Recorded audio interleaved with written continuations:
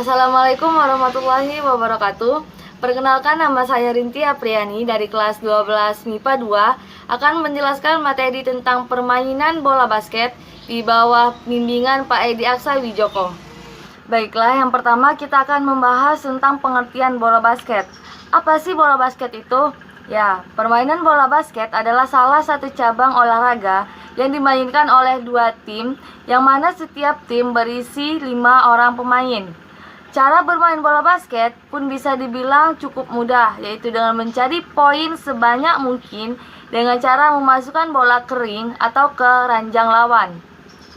Memang terdengar simpel kan? Akan tetapi permainan ini membutuhkan penguasaan teknik bermain bola basket yang baik untuk memenangkan pertandingan yang pastinya bakal menguras banyak energi dari para pemainnya. Sebelum memasuki materi, sebaiknya kita terlebih dahulu mengenal sejarah perkenalan bola basket. Nah, sejarah diciptakannya permainan bola basket ini dimulai pada tahun 1891, tepatnya pada tanggal 15 Desember yang ditemukan oleh Dr. James Naismith. Saat itu, guru olahraga yang berasal dari Kanada ini ditantang untuk membuat sesuatu permainan fisik yang dapat dimainkan di dalam ruangan tertutup. Hal ini ditunjukkan untuk mengisi waktu luang para siswa di Young Men's Christian Association atau YMCA. YMCA merupakan organisasi yang menaungi para pemuda umat Kristiani, tepatnya berlokasi di Springfield, Massachusetts, New England. Sebenarnya, permainan bola basket ini terinspirasi dari masa kecil Dr. James Naismith, yaitu Dock on Rock, ketika beliau bermukim di Ontario.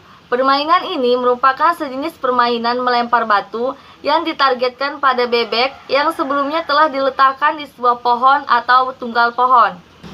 Nah, sekarang kita akan membahas sejarah berkembangnya bola basket di Indonesia.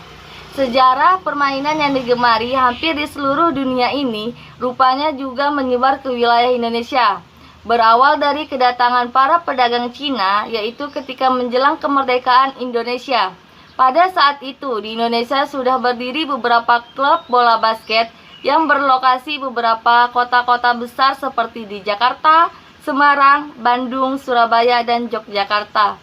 Salah satu pemain basket legendaris milik Indonesia yaitu Sonny Hendrawan, atau dikenal juga dengan nama Lim Sin Sung. Pada masa itu, beliau berhasil membuat bangga Indonesia dengan membawa nama Indonesia menjadi juara keempat tingkat Asia. Selain itu, beliau juga memperoleh gelar pemain terbaik pada ajang kejuaraan bola basket Asia 4 yang diadakan di Korea Selatan, tepatnya di Seoul. Di Indonesia sendiri, permainan bola basket dulunya sudah pernah didaftarkan pada salah satu ajang bergengsi Pekan Olahraga Nasional atau sering disebut dengan PON pada tahun 1948 yang berlokasi di Solo.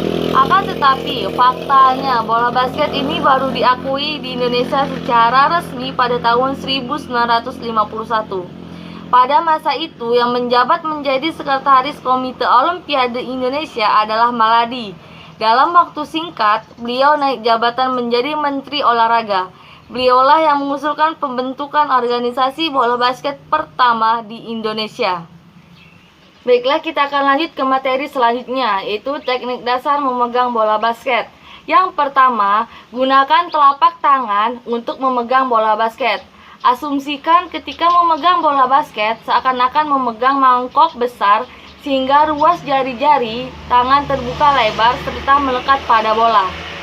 Posisikan kedua telapak tangan samping kiri dan kanan berada agak ke belakang bola. Buka lebar kedua kaki dengan posisi salah satu kaki berada agak ke depan, dibuat senyaman mungkin.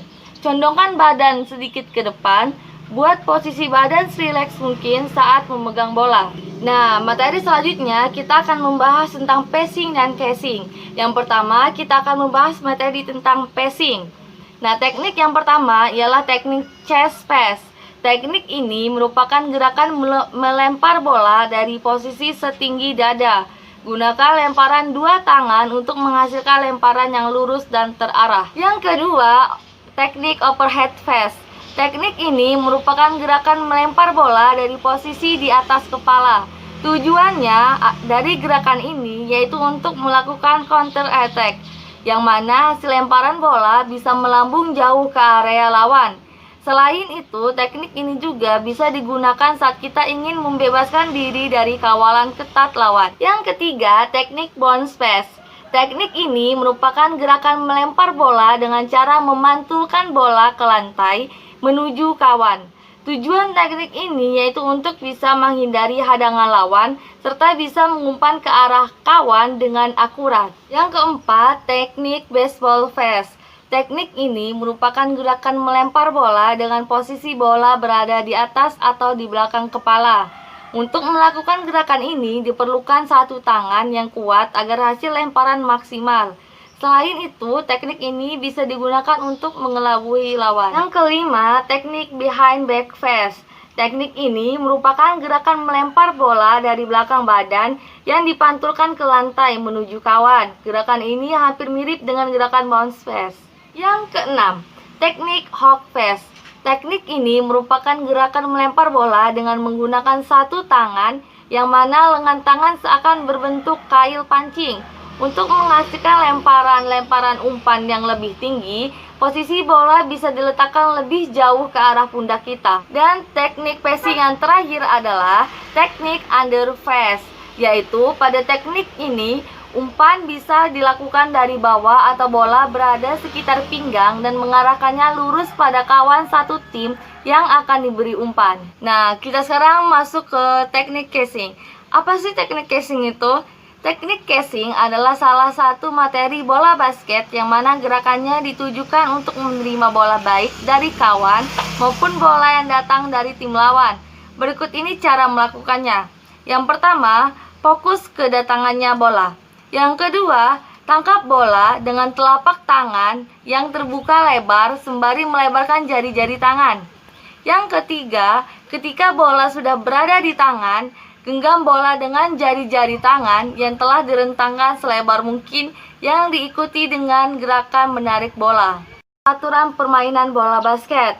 Yang pertama, setiap pertandingan basket terdiri dari 2 tim yang bertanding. Yang kedua, tiap tim maksimal terdiri dari 12 pemain dan 5 pemain sebagai pemain inti di lapangan. Yang ketiga, masing-masing tim diperbolehkan melakukan pergantian pemain tanpa batas. Yang keempat, pemain diperbolehkan melempar bola dengan menggunakan satu atau kedua tangan ke segala arah. Yang kelima, pemain diperbolehkan memukul bola dengan satu atau kedua tangan ke segala arah, akan tetapi tidak diizinkan memukul dengan tinjuan atau kepala. Selanjutnya, bola basket wajib dimainkan menggunakan tangan. Selain tangan, lengan ataupun kaki tidak diperbolehkan. Pemain dilarang mendorong, memukul, menanduk, menyeruduk, menahan bola dalam waktu yang cukup lama, serta menjengal lawan. Poin angka akan didapatkan lawan jika salah satu dari tim kawan melakukan kesalahan 3 kali berturut-turut tanpa adanya pelanggaran dari tim lawan. Poin akan didapatkan apabila pemain berhasil melakukan lemparan dari lapangan dan masuk ke dalam ring. Baiklah, mungkin hanya itu materi yang bisa saya sampaikan. Semoga materi yang saya sampaikan tadi bisa bermanfaat bagi kita semuanya. Saya akhiri, wassalamualaikum warahmatullahi wabarakatuh.